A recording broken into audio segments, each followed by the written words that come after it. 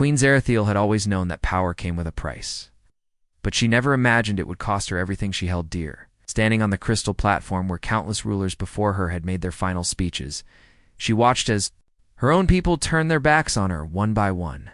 The planet Zarian stretched endlessly beneath the royal palace, its surface shimmering with natural crystals that caught and reflected the light of 3 distant suns. For over 200 years she had ruled this magnificent world, making decisions that kept her people safe and prosperous. Her subjects had once looked at her with respect and admiration, their own crystalline features glowing softly in her presence. But today, everything was different. The High Council stood before her in their ceremonial robes, their faces cold and unforgiving. Elder Kethper, who had once been her trusted advisor, wouldn't even meet her eyes as he read the charges. Against her, Queen Zarathiel, you have violated the sacred laws of our ancestors. You have used the forbidden technology to alter the natural course of events.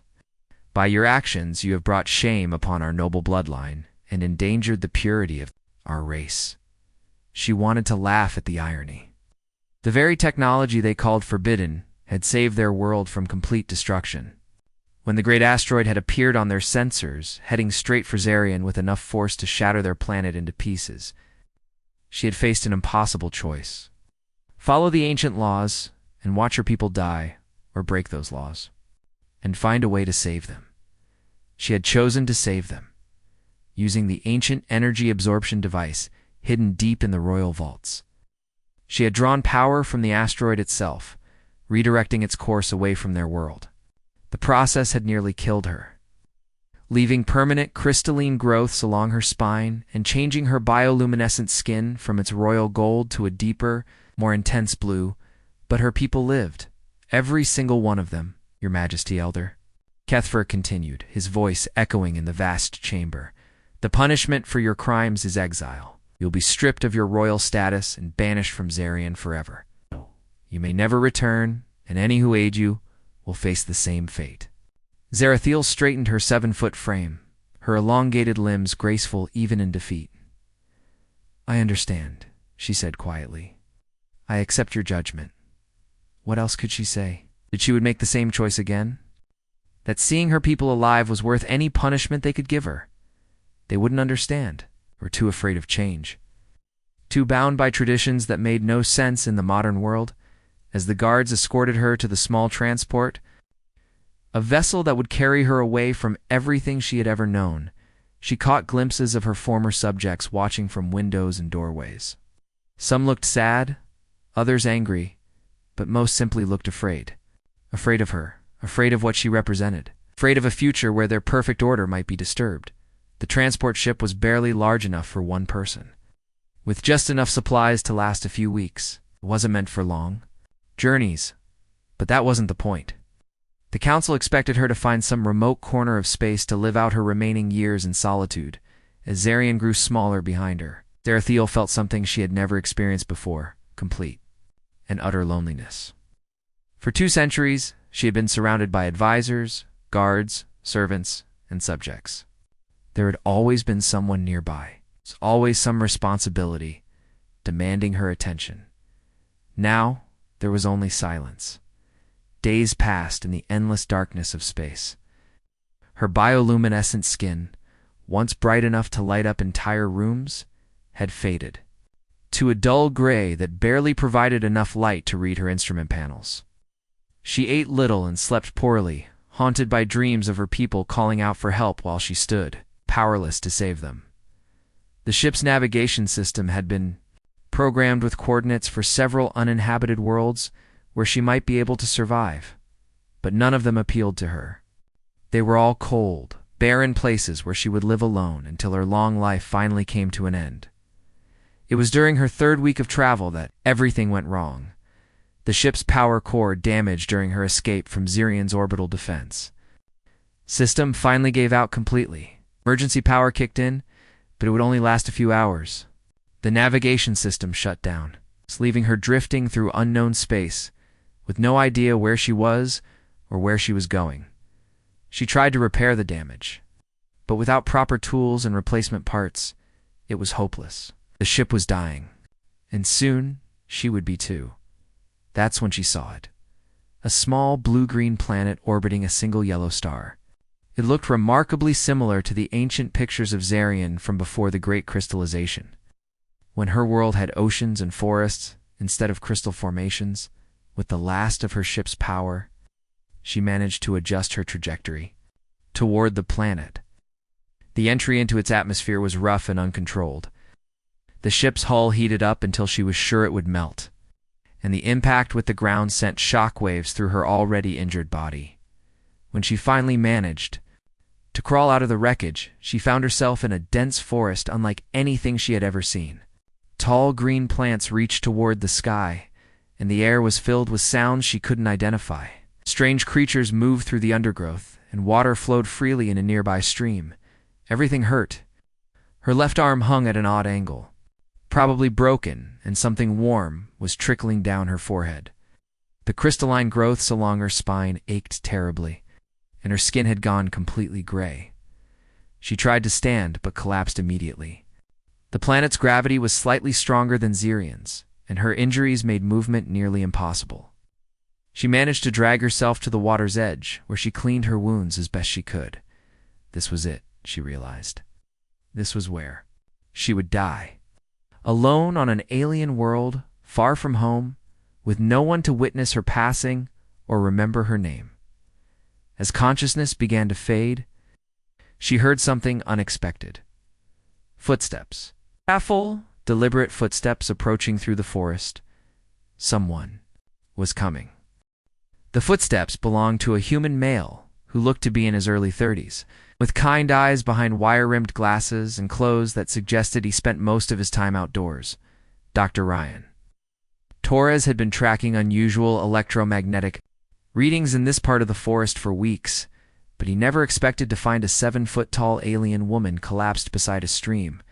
His first instinct should have been to run, to call the authorities, or at least to panic. Instead, he found himself kneeling beside Zarathiel, carefully checking her injuries with the same gentle attention. Gave to the wounded animals he often encountered during his research. "Hey there," he said softly, as if speaking to a frightened creature. "I'm not going to hurt you. You're badly injured." "Act, let me help." "Ict." Zarathiel's eyes fluttered open, expecting to see fear or disgust in the strange being's face. Instead, she saw only concern and genuine kindness. His species was smaller than hers, with smooth skin that seemed impossibly fragile, but his eyes held an intelligence that reminded her of her own people. You are not afraid." She managed to whisper in his language, having quickly absorbed the basics from his thoughts through her natural telepathic abilities. Ryan tilted his head, studying her crystalline features and the faint glow that still emanated from her skin. "Should I be? You're hurt and you're alone." Fear seems like the wrong response. Those simple words broke something inside Zarathiel that had been carefully held together since her exile. Tears began to flow down her face, something that surprised Ryan, who hadn't expected aliens to cry the same way humans did, with careful movements.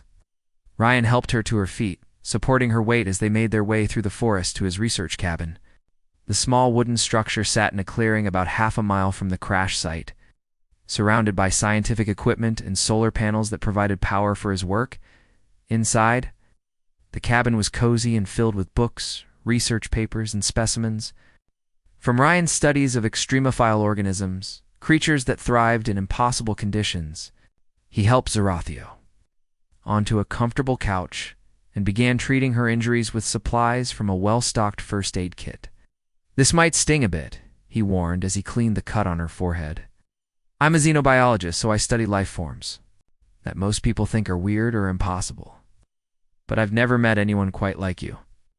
As he worked, Zarathiel found herself fascinated by his gentle touch and steady hands.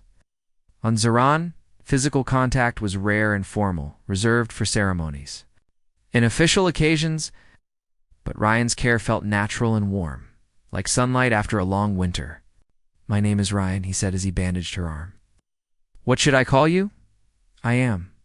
"I was Zarathiel," she replied, her voice heavy with old pain. "But that name belongs to someone who no longer exists." Ryan paused in his work, meeting her eyes. Directly, Everyone deserves to keep their name, no matter what they've been through. If you want to be Zarathiel, then that's who you are. Over the following days, an unusual routine developed between them. Ryan would go about his research work while Zarathiel rested and healed, but they spent long hours talking about everything and nothing. She was amazed by human concepts she had never encountered before, art created purely for beauty. Music that served no practical purpose, stories told simply to entertain in return.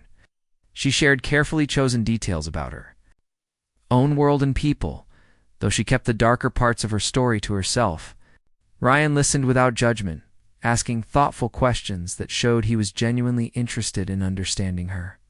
Perspective. The first real test of their growing friendship came on the 5th day, when Ryan was showing Zarathiel his collection of microscopic life forms that lived in extreme heat and cold. "These little guys," he said, adjusting his microscope. "Everyone used to think they were impossible. Life in boiling water? Life in frozen ice? But they found a way to not just survive, but thrive in places where nothing should be able to live." He looked up at her with a smile that made her chest feel strangely warm. "I think they're beautiful, because they prove that life finds a way, even when everything seems hopeless." Zarathiel stared at the tiny organisms swimming across the slide, and something inside her began to crack open. These humans saw beauty in the most unlikely places, found hope in the smallest things. They didn't cast out what was different.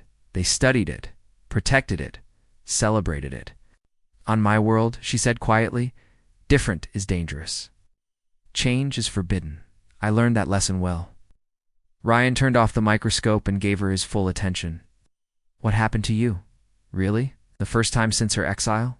Zarathiel told someone the complete truth. She spoke of the asteroid, the forbidden technology, the choice between law and life. She expected Ryan to pull away, to judge her as her own people had. Instead, he leaned closer. "You saved your entire species," he said, with quiet intensity. "And they punished you for it?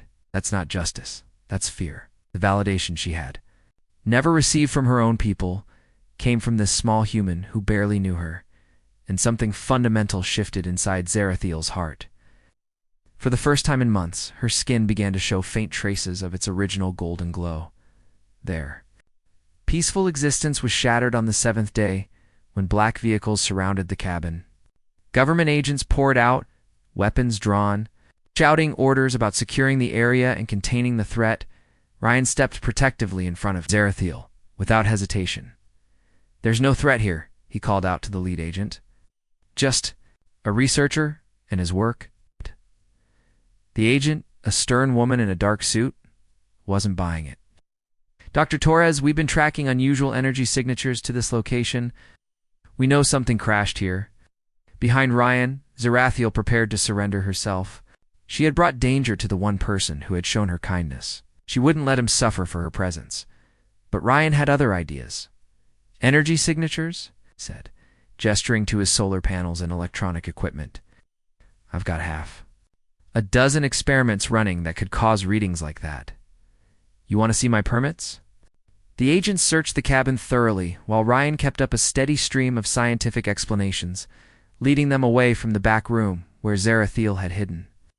His quick thinking and calm demeanor eventually convinced them that the readings had been caused by his legitimate research.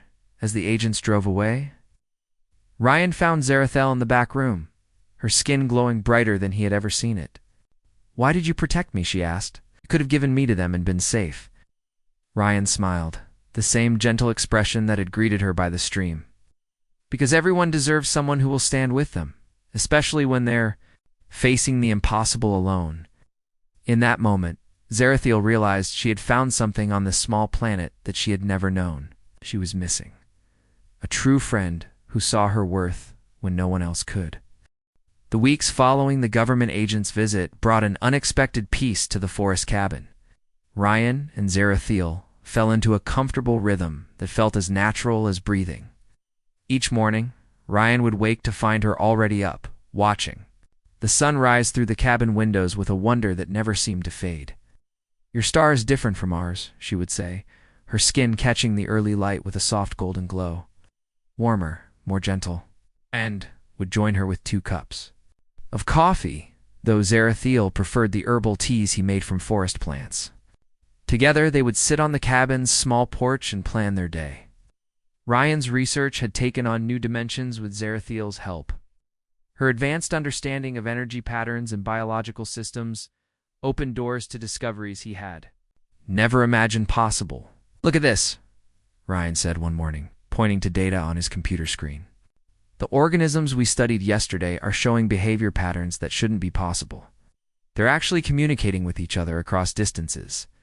Zarathiel leaned over his shoulder to examine the readings, her proximity making his heart skip in ways he was still learning to understand.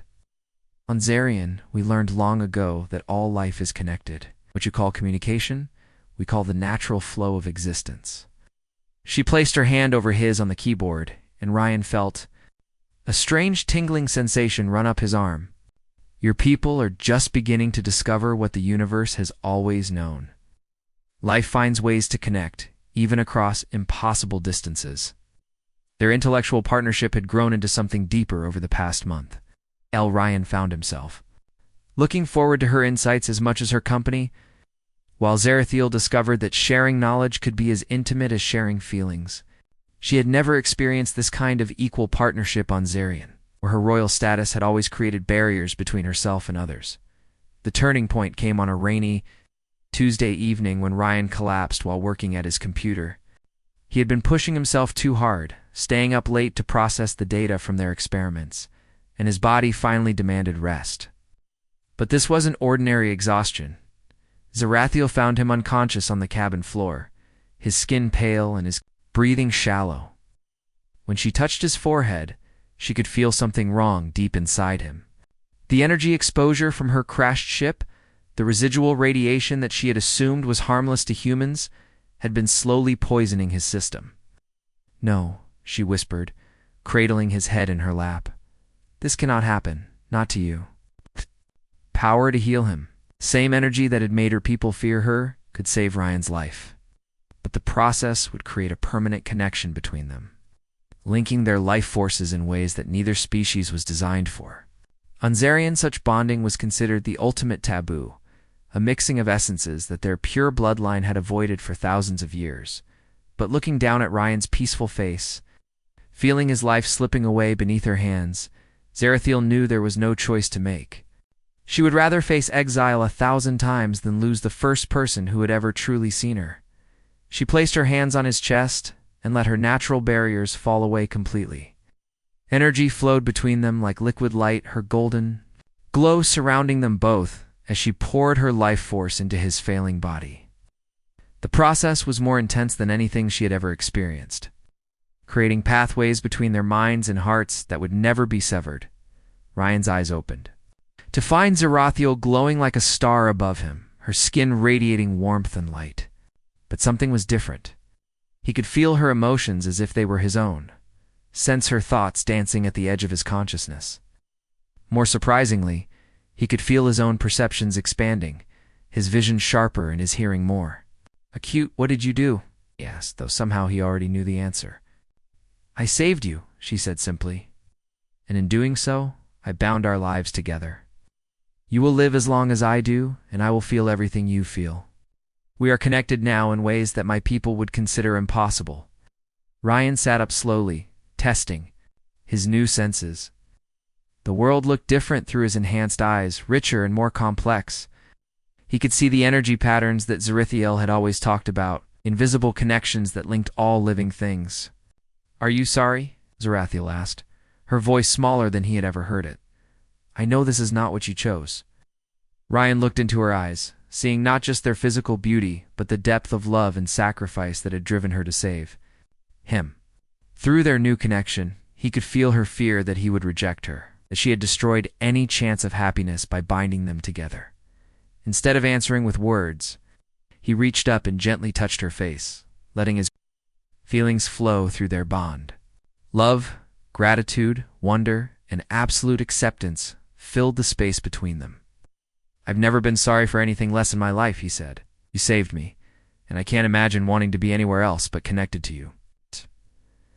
Their first kiss was unlike anything either had experienced. Through their bond, they shared not just the physical sensation but the emotions behind it. The overwhelming joy of finding someone who completed them in ways they hadn't known they were incomplete.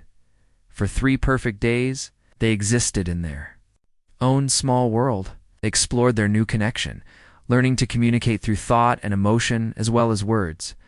Ryan's enhanced abilities allowed him to understand Zarathiel's explanations of advanced science, while her access to his memories helped her grasp human concepts of love and partnership that Zarian culture had never developed.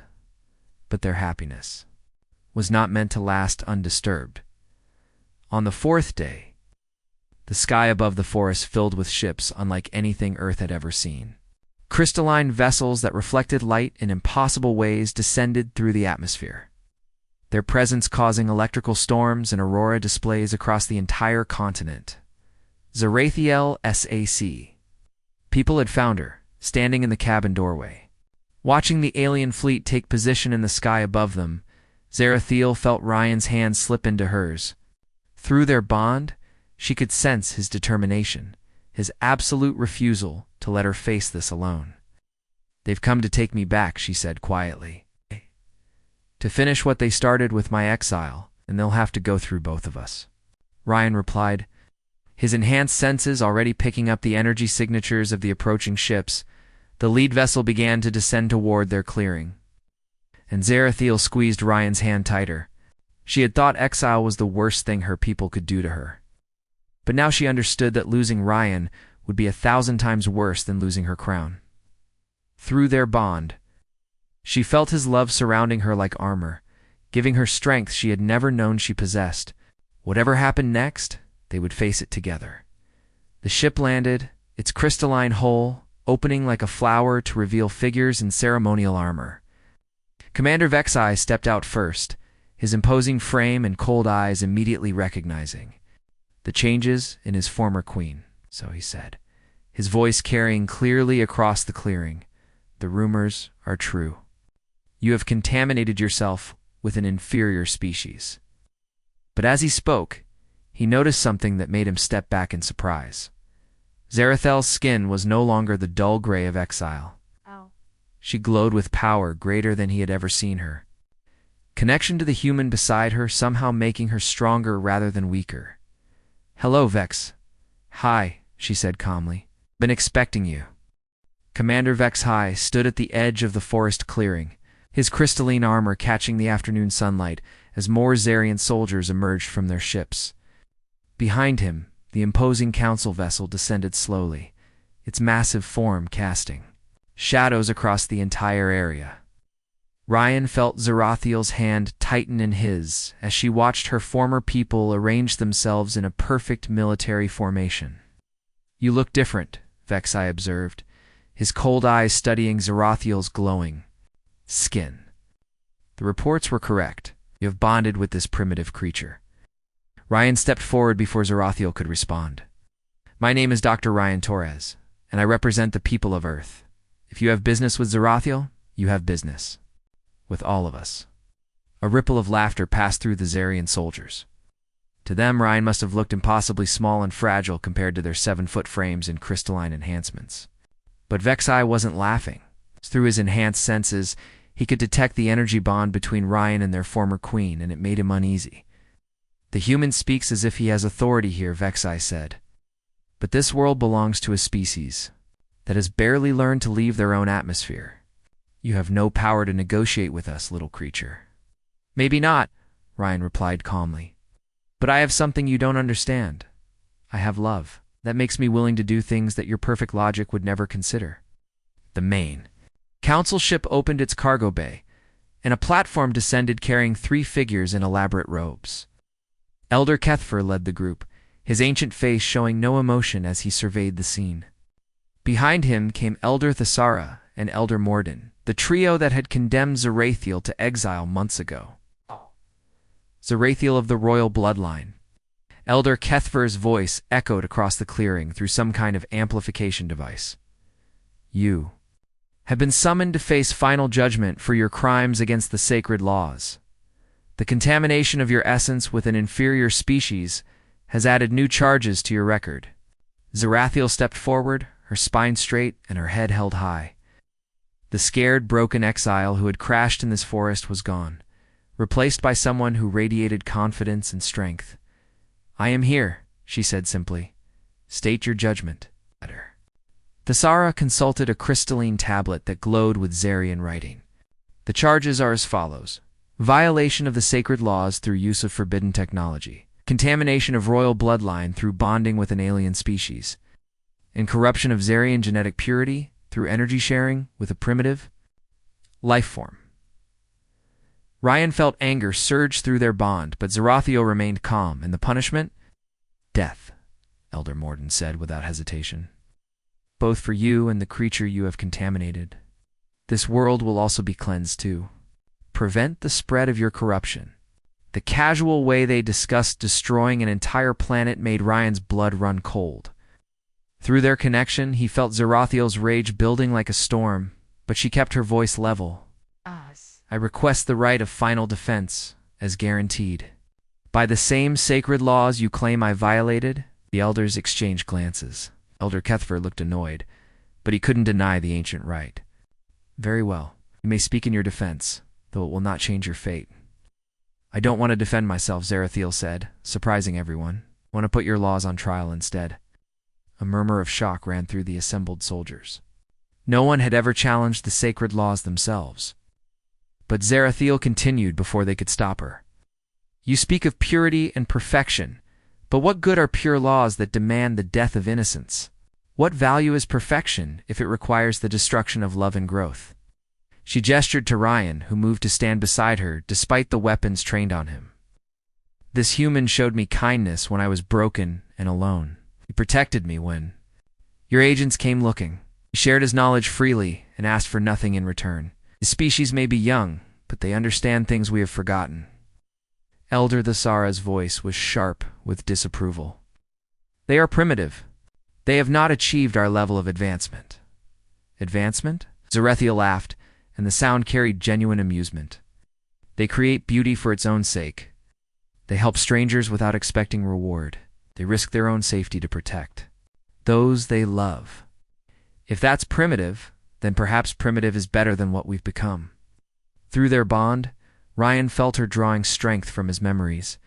Every act of human kindness she had witnessed, every story he had shared about people helping each other in times of crisis, every example of love conquering fear. "The technology I used to save our world," she continued, "I found records of it in the deepest archives. Wasn't forbidden because it was dangerous. It was forbidden because it required sacrifice. And sacrifice requires the one thing our perfect society has tried to eliminate: the ability to choose others over ourselves." Elder Kethfer stepped forward, his face twisted with anger. "Enough of this nonsense. You have violated laws that have kept our people pure for 10,000 years. "Pure and alone," Zarathiel shot back.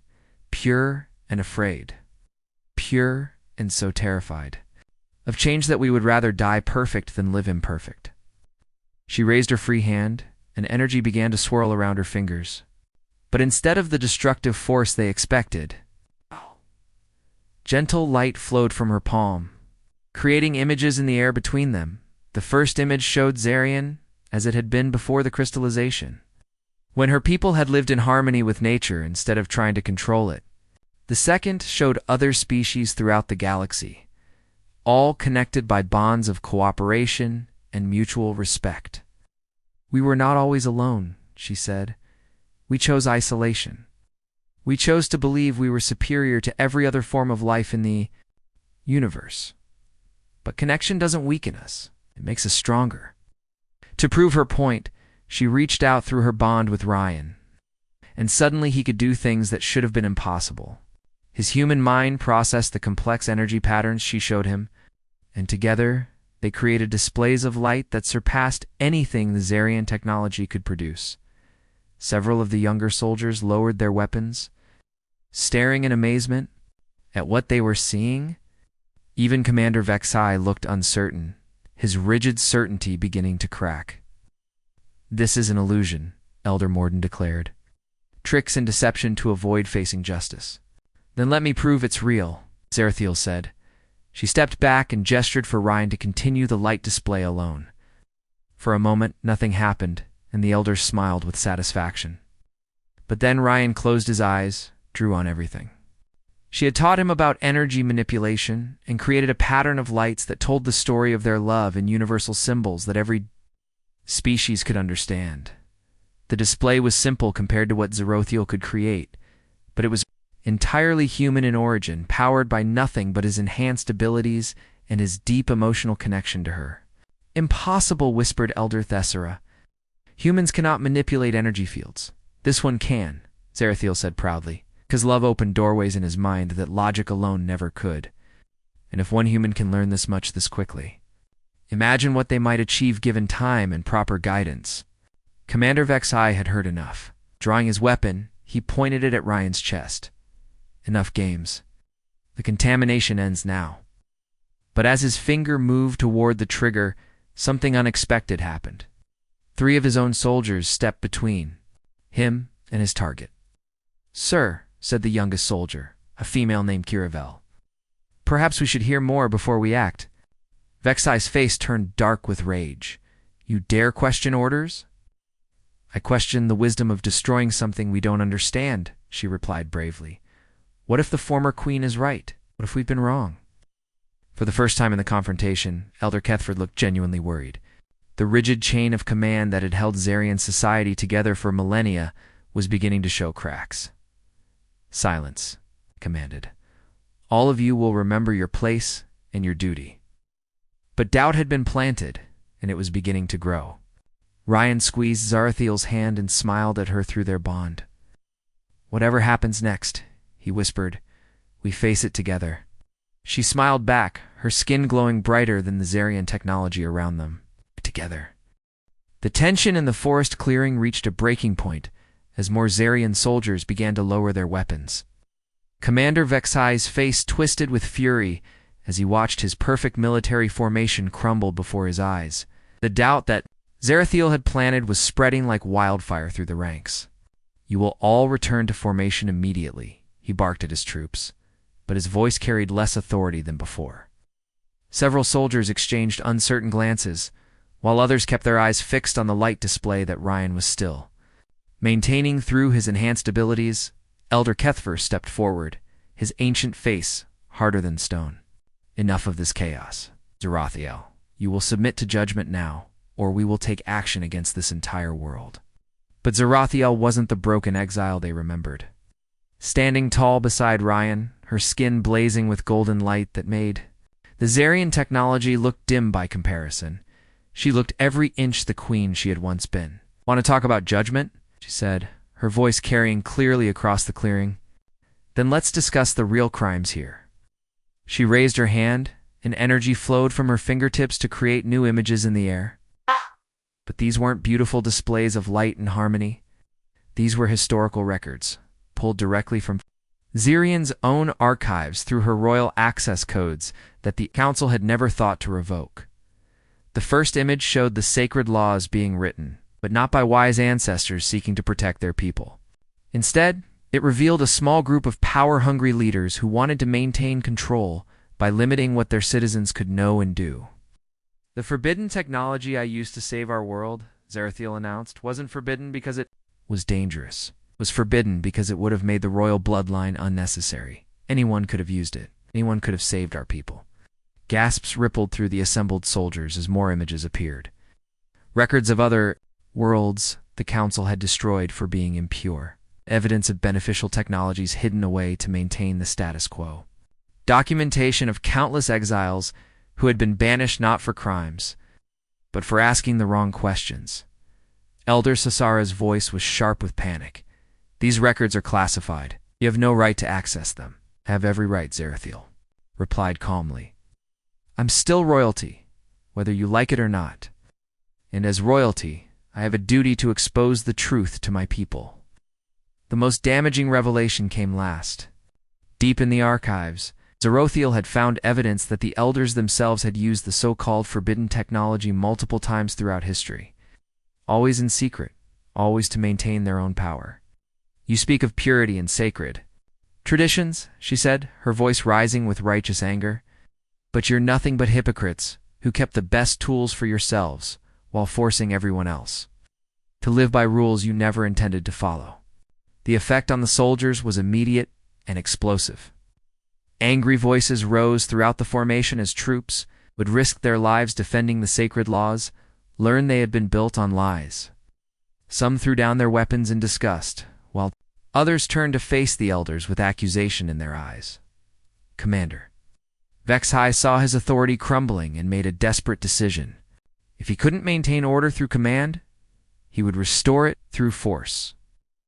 Drawing his energy weapon, he aimed not at Zarathiel or Ryan, but at the soldiers who had dared to question their orders. Anyone who continues this rebellion will be executed for treason, he announced, his weapons charge building to lethal levels. But before he could fire, young soldier Kiravel stepped directly into his line of fire. Sir, with respect, the only treason here is hiding the truth from people who deserve to know it. Other soldiers moved to stand with her, creating a wall between Vexhai and his targets. For the first time in Zarian military history, troops were openly defying their commander based on principle rather than fear. Stand down, Vexhai roared, but his words fell on deaf ears. The rigid hierarchy that had controlled Zarian society for millennia was collapsing in real time. Elder Morden tried to restore order by activating the ship's weapon systems, preparing to destroy the entire clearing and everyone in it. If we cannot control this situation, we will end it. That's when Ryan did something that surprised everyone, including himself. Drawing on his enhanced connection to Zarathiel and everything she had taught him about energy manipulation, he reached out with his mind and disabled the ship's weapons. Before they could fire, the fact that a human could interfere with Zarian technology sent shockwaves through everyone present. If one member of this primitive species could learn to do that in just a few weeks, what did that say about their potential? How is this possible? Elder Kethver demanded, staring at Ryan with a mixture of fear and amazement. It's possible because your assumptions about other species are wrong, Zarathiel replied. You've spent so long believing you were superior, that you never bothered to look for the potential in others. She gestured to Ryan, who was still maintaining his interference with the ship's systems. In my few months here, I've learned more about connection, growth, and love than I did in 2 centuries on Zarian. Not because humans are perfect, but because they're willing to change, to learn, to become better than they were. The confrontation turned completely when Kiravel stepped forward and removed her helmet, revealing a face wet with tears. I joined the military to protect our people, she said, her voice shaking with emotion. But we haven't been protecting anyone. We've been protecting lies. One by one, other soldiers began removing their helmets and laying down their weapons. The rebellion spread until only Vexhai and a handful of loyal troops remained standing. Against the growing crowd of defectors, seeing his support evaporating, Vexhai made one final desperate move. He lunged forward with his energy blade, aiming directly for Ryan's heart. If he could eliminate the human, perhaps he could still salvage something from this disaster. But he had forgotten that. Remembered, moving faster than Zarian eyes could follow, she intercepted his attack. Her own energy field neutralizing his weapon and sending him sprawling across the ground. Enough, she said, standing over him with power radiating from every inch of her 7-foot frame. This ends now. Elder Kethver pulled out a communications device, his face pale with desperation. I'm calling for reinforcements. Entire Zarian fleet will reduce this world to ash before we allow this contamination to spread. No, said Kiravel firmly. You're not. She and her fellow soldiers had surrounded the elders while everyone was focused on the fight. Now, they stood united, no longer taking orders from leaders who had betrayed everything they claimed to represent. The authority granted to us by the very laws you taught us to uphold, Kiravel announced. We place you under arrest for treason against the Zarian people. The irony was perfect. Elders were being removed from power using the same rigid legal system they had created to control others, as the corrupt leaders were taken into custody. Zarathiel felt a weight lifting from her shoulders that she hadn't even realized was there. The crown she had lost through exile was being offered back to her by a new generation of leaders who understood that strength came from growth, not isolation. But when Kiravel formally asked her to return and lead their people into a new era, Zarathiel surprised everyone with her answer.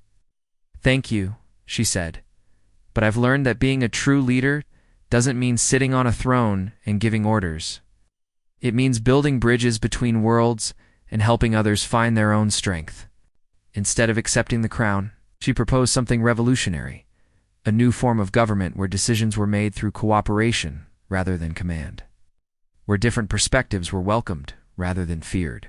"I'll serve as an ambassador," she offered, helping Zarian learn to connect with other species instead of conquering them, starting with Earth. The story concluded 6 months later, as Zarathiel and Ryan stood in the main laboratory of Earth's first interspecies research center. Through the windows they could see Zarian and human scientists working together, sharing knowledge that benefited both civilizations. "Do you ever regret it?" Ryan asked, watching Zarathiel catalog samples from a dozen different worlds. "Giving up your crown to stay here with me." She turned to him with a smile that made her skin glow even brighter than usual. "I didn't give up anything important. I found something better." Through their bond, he felt the absolute truth of her words. She had discovered that love wasn't a weakness to be feared, or a contamination to be cleansed. It was the strongest force in the universe. It's capable of transforming not just individuals, but entire civilizations. As Earth's sun set behind the mountains, painting the sky in colors that reminded Zarathiel of home, she reflected on the journey that had brought her here. She had started as a queen shunned by all, but in the arms of a human who saw her worth when no one else could. She'd found something far more valuable than any crown: the courage to be herself and the strength to change the world.